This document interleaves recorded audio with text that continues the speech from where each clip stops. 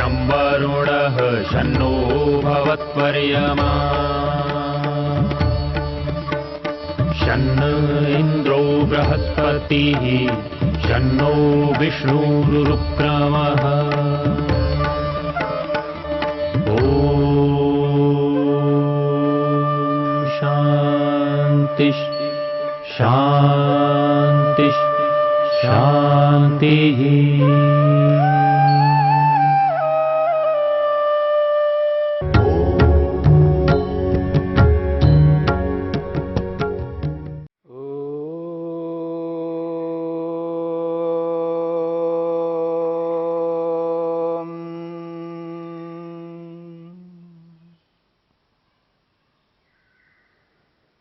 नियम के अंतर्गत शौच और संतोष को लेकर के हमने विचार किया।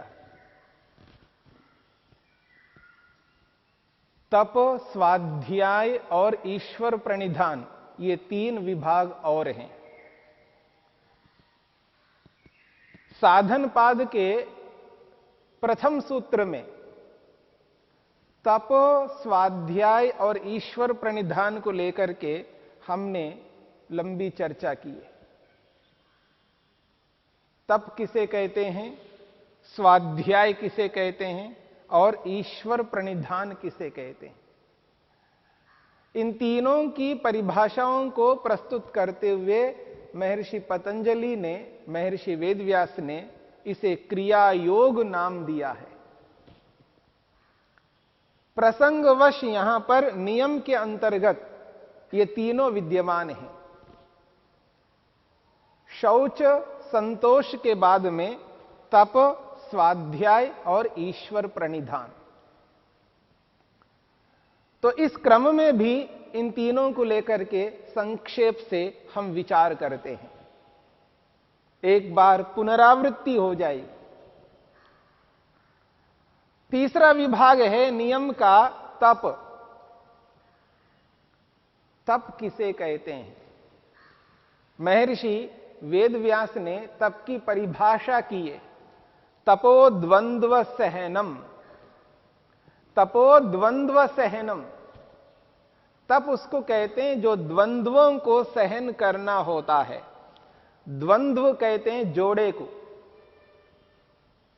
जोड़े को द्वंद्व कहते हैं। जोड़ों में रहने वाले जितने भी द्वंद्व हैं उन सबको सहन करना। किसके लिए? मुक्ति के लिए, मोक्ष के लिए, परमानंद को पाने के लिए, समाधि को प्राप्त करने के लिए। और किसी उद्देश्य से यदि कोई सहन करता है तो उसे तप नहीं कहते हैं। यदि कोई व्यक्ति धन पाने के लिए चोरी करता है, चोरी के लिए तप करता है, हिंसा के लिए तप करता है, झूठ के लिए तप करता है, उनको तप नहीं कह सकते। तप करता है का अभिप्राय है वो सहन करता है।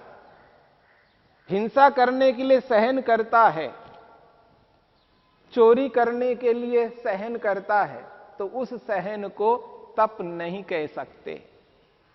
इसलिए पारिभाषिक शब्द है ये तप।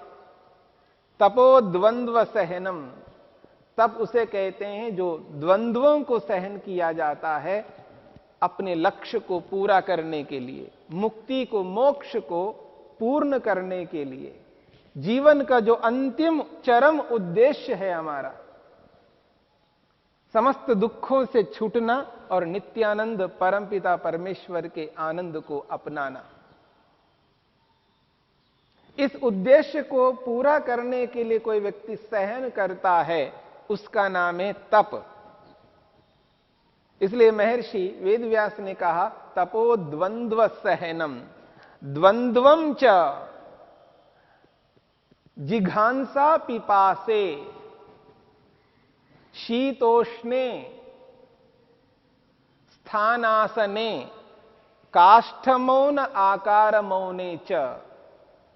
द्वंद्वों को गिनाते हुए महर्षि वेदव्यास कहते हैं जिघांसा पिपासे।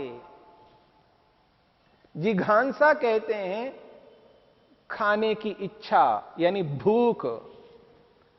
भूख को सहन करना।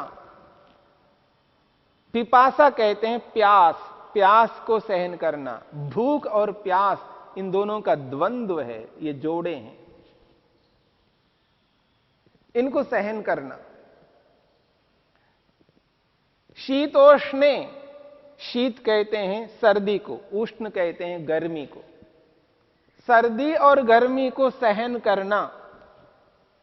स्थानासने, स्थान कहते हैं कहीं खड़ा हो आदमी, खड़ा रहता है, अथवा आसने बैठा हुआ है, या तो खड़ा है या बैठा हुआ है।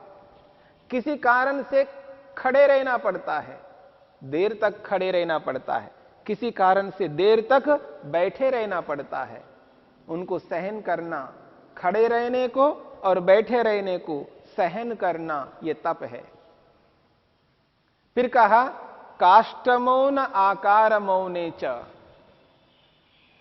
काष्ठ मौन और आकार मौन, मौन का अभिप्राय है बातचीत न करना, वार्तालाप न करना, वाणी को विराम देना।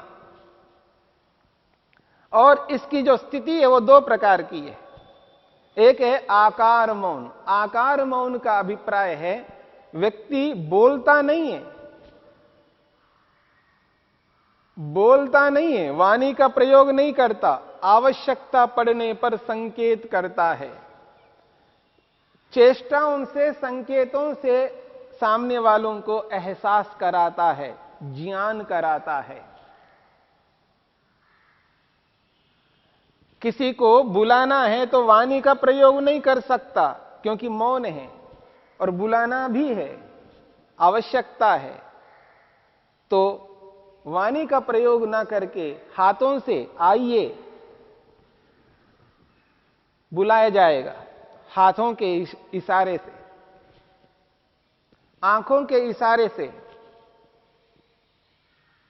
शरीर के किसी भी अंग के माध्यम से इंगित किया जाता है और बुलाया जाता है, या कुछ कथन किया जाता है, लेकिन वाणी का प्रयोग नहीं किया जाता है। और वो भी जो शरीर से, संकेतों से जो बुलाया जाता है या कुछ कहा जाता है सांकेतिक माध्यम से, वो भी अत्यंत आवश्यकता पड़ने पर।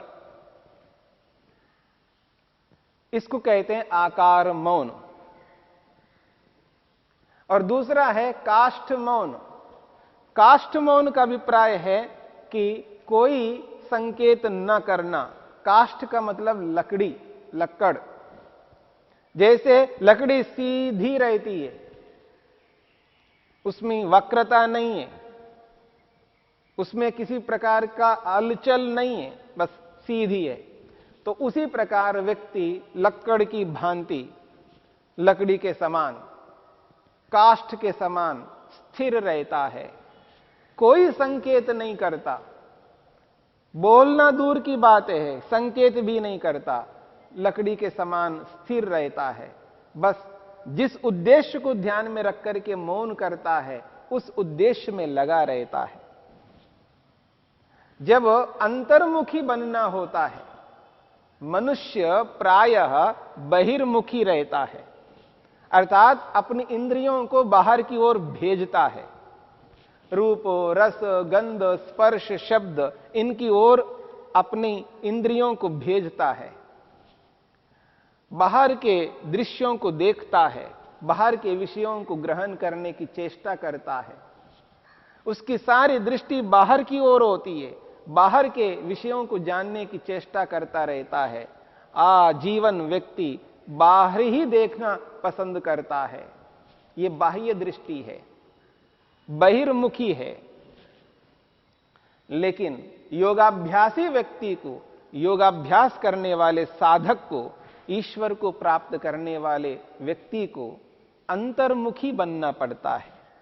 जहां आवश्यकता बहिर्मुखी की है तो बहिर्मुखी बन करके बाह्य कार्यों को करता है, और जहां उनकी आवश्यकता नहीं पड़ती है तो व्यक्ति अंतर्मुखी बनता है। अब अंदर की ओर झांक करके देखना है उसे, और बाहर की ओर से सबको बंद कर देता है, बाह्य चेष्टाओं को बंद करता है, इंद्रियों को बाहर की ओर नहीं भेजता है। वो अंदर की ओर भेजता है, इसलिए उसे मौन रहना होता है। और मौन रह करके बिना संकेतों के अंतःवृत्तिक बन करके अंदर झांकता है, आत्मा को देखने का प्रयत्न करता है, मन को समझने का प्रयत्न करता है, इंद्रियों को रोकने का प्रयत्न करता है, अपने आंतरिक जीवन को समझता है। ये मौन के समय में इन कार्यों को करना होता है। उत्कृष्ट काम करना हो, श्रेष्ठ कर्म करना हो, तो व्यक्ति को मौन रह करके अंतर्मुखी बन करके व्यक्ति को आंतरिक जीवन को समझने की चेष्टा करना होता है, आत्मा परमात्मा को समझने की चेष्टा करना होता है। इसके लिए व्यक्ति मौन रहता है, और वो मौन दो प्रकार का है, एक आकार मौन और एक काष्ठ मौन। ये भी जोड़े हैं, काष्ठ मौन आकार मौने च। इस प्रकार द्वंद्वों को सहन करना, जहां सर्दी गर्मी को, जहां भूख प्यास को, जहां खड़े रहने और बैठने को सहन करना है, वहां सुख दुख को भी सहन करना है। सांसारिक सुख प्राप्त होता है तो उस सुख को पाकर के इतना अधिक ऐसा अपनी भावनाओं को अभिव्यक्त नहीं करना, कल को वो सुख ना मिले तो बहुत दुख मिले। इसलिए सुख मिले तो भी व्यक्ति को सहन करना है, और दुख मिले तो भी सहन करना है। सुख दुख में भी अपने आप को समस्थिति में बनाए रखना है। मान अपमान हो तो भी अपने आप को बनाए रखना है। न मान पर प्रसन्नता अभिव्यक्त करनी है, अपमान पर दुखी होना है। दोनों स्थितियों में व्यक्ति को सम रहना है। सम स्थिति को तप पहुंचाता है। ये जो तप है, ये सम अवस्था को पहुंचाने वाला होता है। इस बात को समझने की चेष्टा करनी है। तप जीवन के लिए अत्यंत महत्वपूर्ण है। ऐसा अंग है, ऐसा विभाग है, जिसके बिना जीवन को हम उत्कृष्ट नहीं बना सकते, श्रेष्ठ नहीं बना सकते। जिस प्रकार से सोने को तपा तपा करके उसको निखारा जाता है, सोने को यदि नहीं तपाया जाए तो उसके अंदर जो सौंदर्य है, उसके अंदर जो चमक है, जो तेज है, वो नहीं आ सकता। ठीक इसी प्रकार अपने आप को भी मन से, वाणी से और शरीर से तपाना पड़ता है, सोने की भांति, सुवर्ण की भांति। और तपा करके अपने शरीर को, अपनी वाणी को, अपने मन को मजबूत बनाना होता है, तेज बनाना होता है, उसमें कांति निकले, इस प्रकार व्यक्ति को करना होता है। वह तप के माध्यम से ही संभव है। इसलिए इस तप को स्वीकार किया है योग के अंतर्गत, और नियम में यह तीसरा विभाग है, तप। इसलिए महर्षि वेदव्यास ने कहा, जो तपस्वी नहीं होता है, जो तप नहीं कर सकता है, वह व्यक्ति योग को कभी सिद्ध नहीं कर सकता। न अतपस्विनो योगः सिद्ध्यति, ये बात कही है। महर्षि वेदव्यास ने एक और बात कही, कहा है ये जो व्रत है, व्रतानि च एषाम कृच्छ्र चांद्रायण सांतपनादीनि, और उसके लिए कहा यथा योगम, व्रतानि च यथा योगम, व्रतानि च एषाम यथा योगम कृच्छ्र चांद्रायण सांतपनादीनि। कुछ ऐसे भी व्रत हैं जिन व्रतों को अपना करके अपने शरीर को तपाया जाता है, और ऐसा तपा करके व्यक्ति अपने लक्ष्य की ओर अग्रसर होता है। शरीर को दुख देने के लिए नहीं, शरीर को अत्यंत कष्ट देने के लिए नहीं, शरीर को थोड़ा थोड़ा दुख दे करके, थोड़ी थोड़ी पीड़ा दे करके, थोड़ा थोड़ा कष्ट दे करके शरीर को तपाता हुआ व्यक्ति बहुत आगे बढ़ सकता है। उसके लिए कुछ ऐसे भी व्रतों का विधान किया है जिनको अपना करके व्यक्ति अपने लक्ष्य की ओर बहुत आगे बढ़ सकता है। इसलिए कहा व्रतानि च एषाम यथा योगम। यथा योगम का अभिप्राय है अपनी योग्यता के अनुरूप, अपने सामर्थ्य के अनुरूप, अपनी स्थिति के अनुरूप, काल देश परिस्थिति के अनुरूप व्यक्ति को इन व्रतों का पालन करना होता है। उसमें 3 बातें कही है, कृच्छ्र, चांद्रायण और शांतापनादि। शांतापन, कृच्छ्र का अभिप्राय है जो हम भोजन करते हैं शरीर को स्वस्थ रखने के लिए,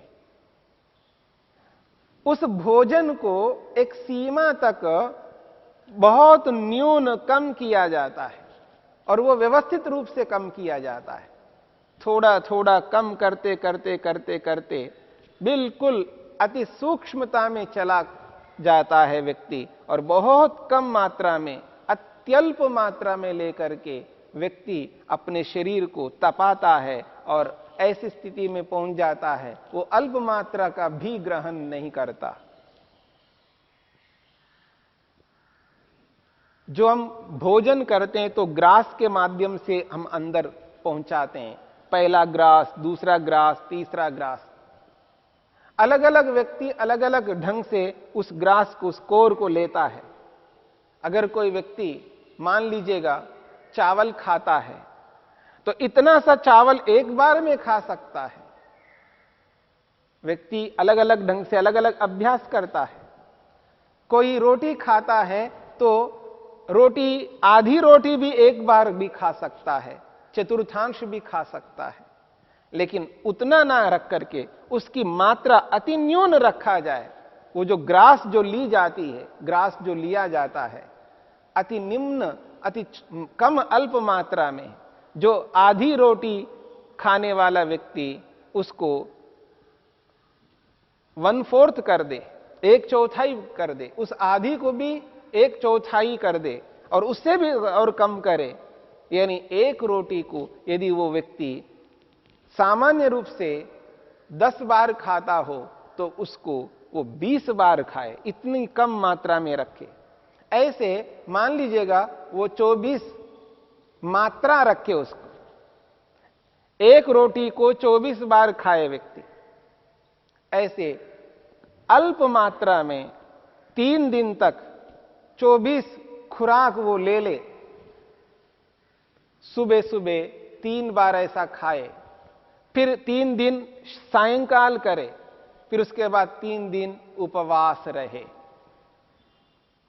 अति अल्प मात्रा में। अगर ऐसा करता है तो शरीर में जो स्थिति उत्पन्न होती है, शारीरिक जो स्थिति होती है, वो बिल्कुल शरीर हल्का हो जाता है, मलमूत्र कम निकलते हैं और विशेष परिस्थिति को पाने के लिए, विशेष योग्यता को पाने के लिए व्यक्ति ईश्वर के साथ आबद्ध होने के लिए, लंबे काल तक ईश्वर के साथ जुड़ा रहने के लिए, कुछ समय विशेष, काल विशेष के लिए व्यक्ति ऐसा भोजन ग्रहण करके जब व्यक्ति ध्यानस्थ होता है, समाधिस्थ होता है, तो उसके लिए वो लाभकारी होता है। एकदम बंद नहीं किया जाना चाहिए और एकदम प्रारंभ नहीं किया जाना चाहिए।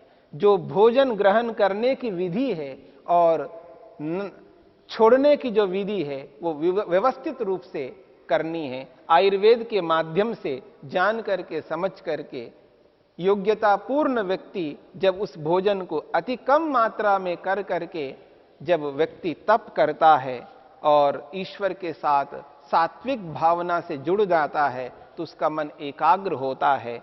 अपने लक्ष्य को पूरा करने के लिए व्यक्ति कृच्छ्र व्रत का पालन करता है।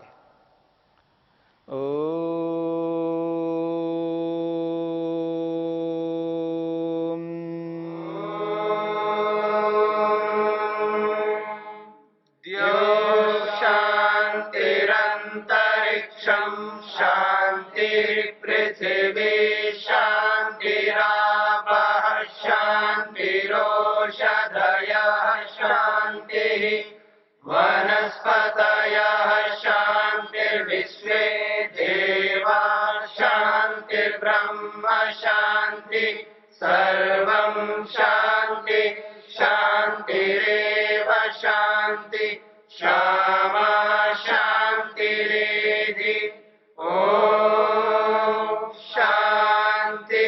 शांति शांति